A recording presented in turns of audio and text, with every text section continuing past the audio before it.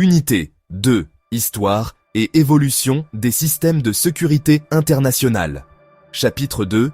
Les organisations internationales et la sécurité collective. Objectif du chapitre. Bienvenue dans ce module crucial de votre mini-master professionnel. Ce chapitre vous immerge au cœur de la gouvernance de la sécurité internationale, en mettant l'accent sur le rôle des organisations internationales.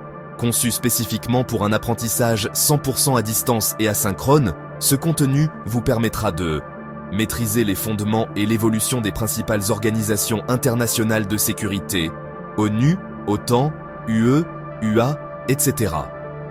ONU, Organisation des Nations Unies, OTAN, Organisation du traité de l'Atlantique Nord, OTAN est encore dit NATO en anglais, UE, Union européenne, UA, Union africaine, CEDEAO, Communauté économique des États de l'Afrique de l'Ouest, SADC, Communauté de développement de l'Afrique australe, CIRGL, Conférence internationale sur la région des Grands Lacs, G5 Sahel, cadre de coopération sécuritaire et de développement regroupant 5 pays du Sahel, Mali, Niger, Burkina Faso, Tchad, Mauritanie. Vous étudiez à votre rythme, grâce à des ressources multimédia et des activités interactives. Décryptez leurs mécanismes d'action, de la diplomatie préventive aux interventions coercitives via des lectures dirigées, des études de cas vidéo et des simulations en ligne. Évaluez de manière critique leurs succès et leurs limites face aux défis géopolitiques contemporains, grâce à des analyses de documents authentiques et des exercices de réflexion individuelle. Développez une vision stratégique et opérationnelle des interactions complexes entre ces institutions et les États-nations, compétences essentielles pour votre future carrière dans la défense, la sécurité internationale ou l'humanitaire, quelle que soit votre localisation géographique. Bonjour encore chers analystes en géopolitique, défense et sécurité internationale. Dans ce cours approfondi, nous allons explorer en profondeur les organisations internationales qui constituent les piliers de la sécurité collective mondiale. Comprendre ces institutions, leurs pouvoirs, leurs limites, leurs mécanismes de décision, leurs stratégies et leurs échecs est indispensable pour toute personne engagée dans la sécurité internationale, la diplomatie, la gestion des crises ou l'analyse géopolitique. L'Organisation des Nations Unies, ONU, Organisation des Nations Unies. L'ONU, créée en 1945 à San Francisco, repose sur un objectif fondamental: empêcher qu'une nouvelle guerre mondiale ne se reproduise. Son architecture institutionnelle est complexe, mais essentielle pour comprendre la dynamique du pouvoir international. 1. L'Assemblée générale. L'Assemblée générale regroupe les 193 États membres. C'est un forum global de débat, d'adoption de résolutions non contraignantes et d'expression des priorités diplomatiques. Chaque État y dispose d'une voix, rappelant le principe d'égalité souveraine. L'Assemblée établit également les grandes orientations budgétaires et élit certains membres des organes onusiens. 1. Le Conseil de sécurité, CSNU, Conseil de sécurité des Nations Unies. Le CSNU est l'organe exécutif de la sécurité internationale. Il comprend 5 membres permanents dotés d'un droit de veto: États-Unis, Russie, Chine, Royaume-Uni, France, et 10 membres non permanents élus pour 2 ans. Le veto constitue l'un des éléments les plus controversés du système international, conçu pour garantir que les puissances majeures restent engagées dans la sécurité collective. Il est devenu une source de paralysie dans les crises majeures comme la Syrie, l'Ukraine, la Palestine ou le Myanmar. 2. Les résolutions du CSNU, un outil essentiel mais fragile. Les résolutions du CSNU peuvent autoriser l'usage de la force, imposer des sanctions, lancer des missions de maintien de la paix, reconnaître des gouvernements légitimes, instaurer des embargos. Mais leur efficacité dépend entièrement de la volonté politique des États membres, en particulier des grandes puissances. 2. Les opérations de maintien de la paix, OMP, opérations de maintien de la paix. Les OMP forment le bras armé non offensif de l'ONU. Les casques bleus, composés de militaires, policiers et civils, sont déployés pour stabiliser des zones en crise. 1. Évolution des OMP. Initialement simple mission d'observation, Moyen-Orient 1948, elles sont désormais multidimensionnelles. Protection des civils, accompagnement électoral, réforme du secteur de la sécurité, RSS, réforme du secteur de la sécurité, désarmement, démobilisation, réinsertion, DDR, disarmement, demobilisation and réintégration, reconstruction institutionnelle, soutien humanitaire. 3. Les succès. Mozambique, 1992-1994, fin de la guerre civile. Libéria et Sierra Leone, désarmement de milliers de combattants. Cambodge, transition démocratique assistée. 4. Les échecs majeurs. Rwanda, 1994, incapacité à prévenir le génocide de 800 000 personnes.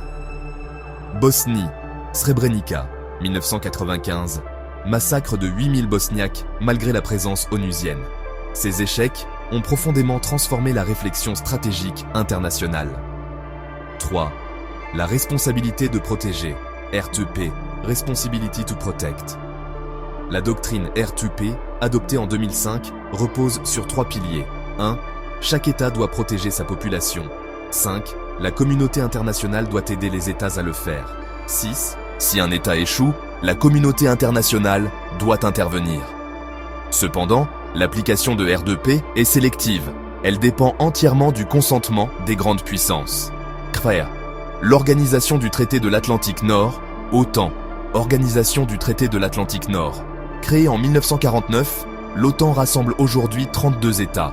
Elle repose sur un principe fondamental, l'article 5, selon lequel une attaque contre un membre est une attaque contre tous. 1. OTAN pendant la guerre froide. Objectif principal, contenir l'URSS et empêcher une invasion de l'Europe occidentale. 7. OTAN après 1991. L'alliance se réinvente.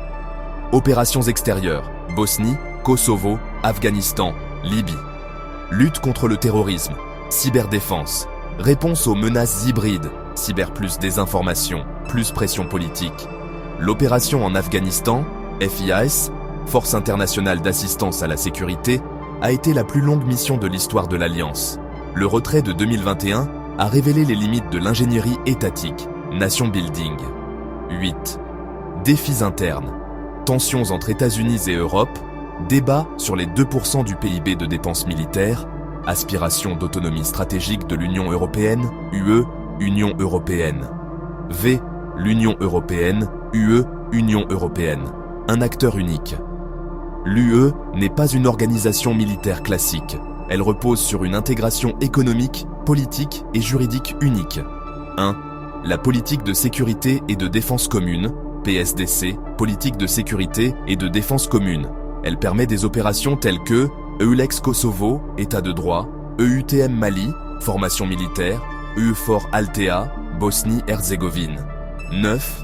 Limite de l'UE. Absence d'armée européenne unifiée, divergence entre États membres, dépendance à l'OTAN pour la défense collective. ZIC, l'Union africaine, UA, Union africaine, créée en 2002 pour remplacer l'Organisation de l'Unité africaine, OUA, l'UA développe une architecture sécuritaire ambitieuse. L'APSA, architecture africaine de paix et de sécurité. 1. L'APSA, African Peace and Security Architecture.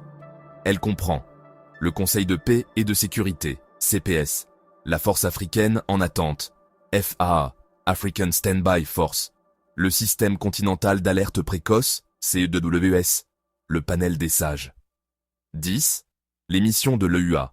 AMISOM, ATMIS en Somalie, lutte contre Al-Shabaab, MISCA en Centrafrique, stabilisation avant l'arrivée de l'ONU. 11. Défis majeurs. Financement dépendant de partenaires extérieurs, capacité logistique limitée, complexité des crises internes africaines. 7. Autres organisations essentielles. 1. ASEAN, Association of Southeast Asian Nations, Association des nations de l'Asie du Sud-Est. Prône le consensus et la non-ingérence. Joue un rôle discret mais important dans les tensions en mer de Chine. 12. OSCE, Organisation pour la sécurité et la coopération en Europe. Organisme clé de diplomatie préventive. Présence essentielle en Ukraine avant 2022. 13. OTSC, Organisation du traité de sécurité collective. Alliance dominée par la Russie, active dans la zone post-soviétique. Vite, les défis modernes de la sécurité collective. Les organisations doivent désormais répondre à un spectre de menaces nouvelles.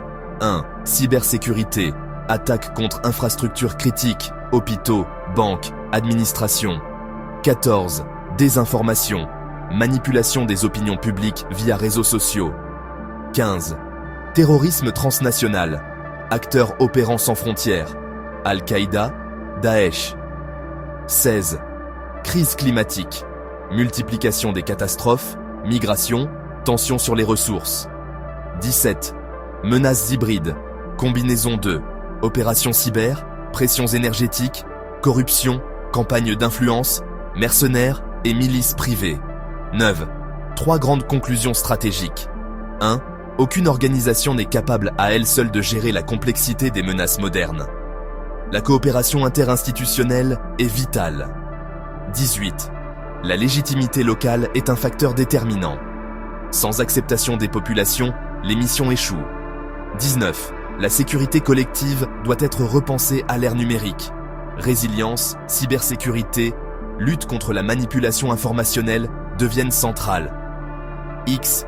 Recommandations pratiques pour les professionnels de la sécurité. 1. Développer une vision interinstitutionnelle.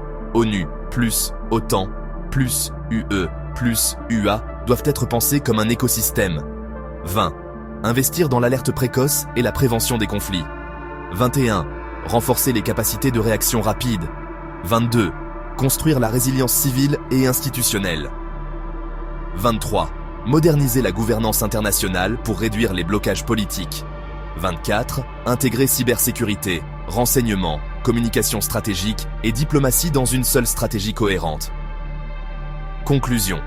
Les organisations internationales sont imparfaites, parfois lentes, parfois divisées, mais elles restent les seuls mécanismes capables de prévenir une dérive vers la loi du plus fort.